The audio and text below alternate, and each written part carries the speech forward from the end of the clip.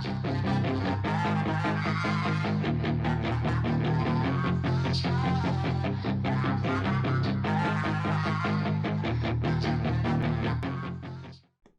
up, guys? Barry Gaming here, back with some more Idle Heroes, and today we're going to be taking a little bit more of a look at Freya, the new Forest Ranger. Now, normally when we get a new hero, we kind of jump into broken spaces, we jump into all these different places where we want to test out her damage, but to be honest, she doesn't really have damage numbers that really excite me at all.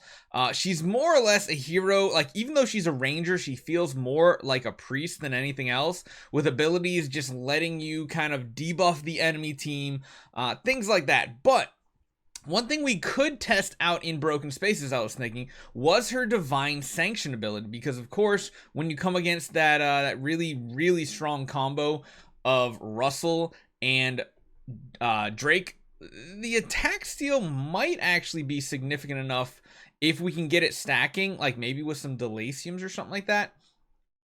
I could see there being a potential that Freya could be a stand-in, but let's be honest, do we really need this? Like, is that worth a whole video? Probably not, because yes, it's a 10% attack reduction, but we already have like a better answer to that, and that is Ticks. Now, not everybody probably still has a Ticks laying around, but Ticks' steal is 25% for 3 rounds. It's just all around a better ability, so that's kind of why I was thinking, like, is it really even worth trying her in any of these PvE modes? And I think the answer overall is no.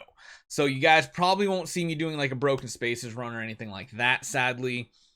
But what we might do is something a little bit different. So today, let's take her into Tower of Dreams, because again, like I said, I just feel like it'd be a waste of a video to make her the main damage dealer, the main householder. It just seems a little lackluster. So what I want to do is I want to jump into our Tower of, not Oblivion, Tower of Dreams. We're going to go in on this here, and we're going to try to see if we can optimize a team where we are using the up hero. So of course we're going to want Drake and of course a carry. And then we're going to use her and Vesa as a combo for support to try to support this Sword Flash. Now, I haven't done Tower 6 in a while.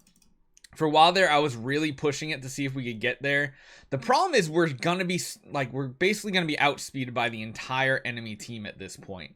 Now, we are going to be able to get actives off, basics off with our Freya. We're just kind of hoping the shield is enough with all these little primitive buds. I'm thinking it should be able to, because we had a huge power spike now with the addition of these new Soul Awakenings. So even if you've been stuck on Tower of Dreams on like a specific level for a while, chances are once you get these upgraded, you're gonna have a much easier time, kind of like this. At least it should be. The combo though for survivability, I'm thinking is really good with both the Vesa and the Freya. I can't wait to see Freya as like a Transcendence hero. I feel like it's gonna be absolutely amazing.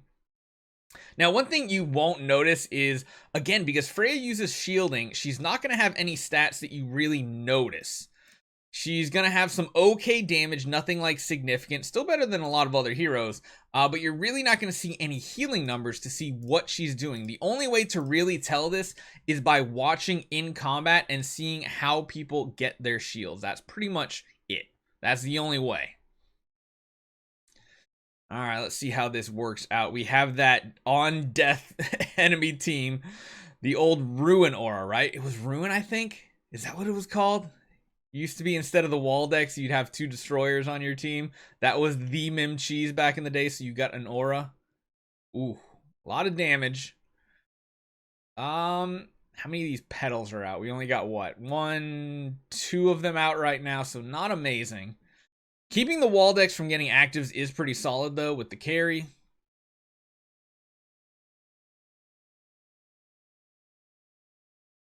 It's weird to like watch your team, because normally you're watching what's happening to the enemy team, but like everybody has those primitive buds, so now you gotta like watch them and see what happens to them overall.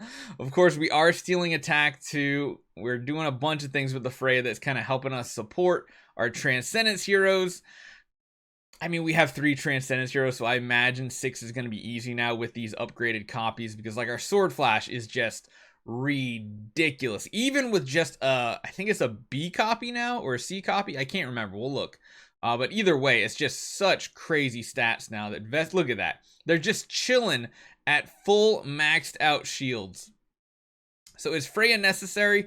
Probably not. Is she a good support to add in?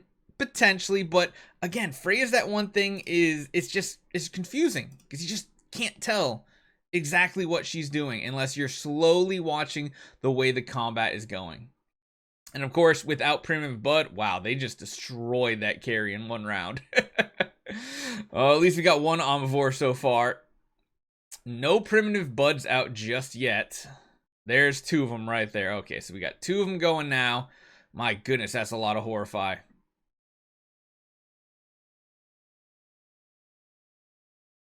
So let's see what happens. Yeah, the shielding is actually pretty solid. So what we're talking about here is let's let them get through their attacks real quick. There we go. So it's going to be hard to tell because...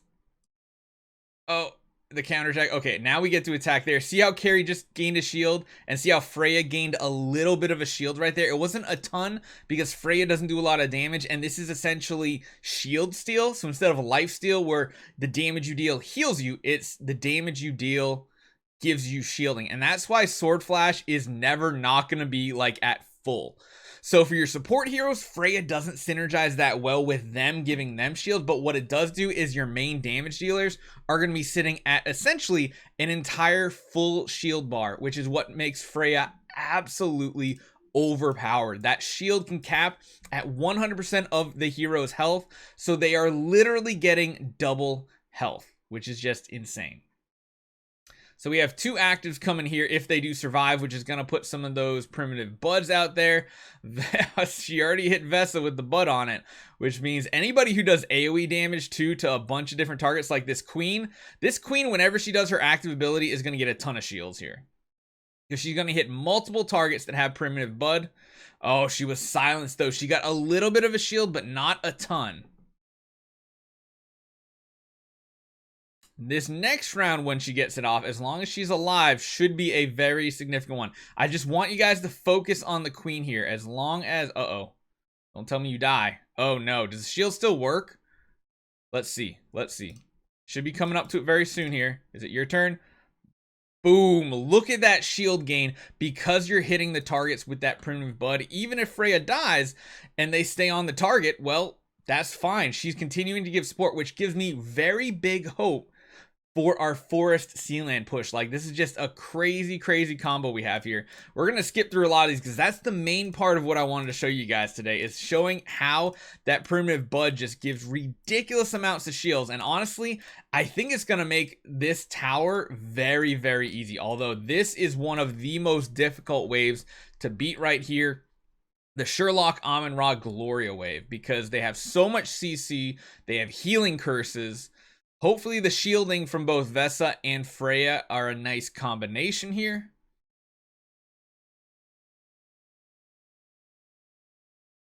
Oof. We almost got... Oh no, the Drake is already dead. We probably should be running the Drake with... We should probably be running him with whatchamacallit, a crown instead of the Demon Bell. But I figured 2 Demon Bells would be good to get these Primitive Buds out everywhere. Sword Flash is getting a lot of healing here, or a lot of shielding here, that hopefully will work against the healing curses if she gets hit with one. But again, they're going to have a ton of Amun-Ra shields going out. Hopefully every healing curse goes to everybody except for Sword Flash, because we're going to need her to do a crazy big active. Oh no. I hate this wave, guys. Honestly, I might go ahead and do this on my own to make sure we get it all cleared out properly. But mainly, you guys got to see why Freya can be so insanely good with your damage dealers. Because you just look at the Sword Flash. Oh, hold on. Sword Flash is going to hit. Oh my goodness. Did the shielding absorb everything? I think it did, but I think we might just run out of turns. I think that might be part of the problem for Tower here. This wave, we're now not going to have as much problem. So here's a good test. My goodness. We're still going. We just can't kill them with all the Amun-Ra bubbles, honestly. It's basically how much time is going to take because they have so many layers of bubbles built up. And we only have so many people on our squad here. But you guys can see, Oh, that's right. The shields aren't like Amun-Ra's curse goes straight through. It doesn't even affect the shields, which is why it's so difficult. But yeah, that's mainly the thing I wanted to show you guys was that primitive, but it is so strong. Where is it? It's on all these, the basic and the active. It's such a strong ability. It's so good. This is what makes her extremely overpowered. So hopefully you guys enjoy this one. Let me know what you guys think about Freya. I can't wait to see her as I transcend this hero, and I'll see you guys next time.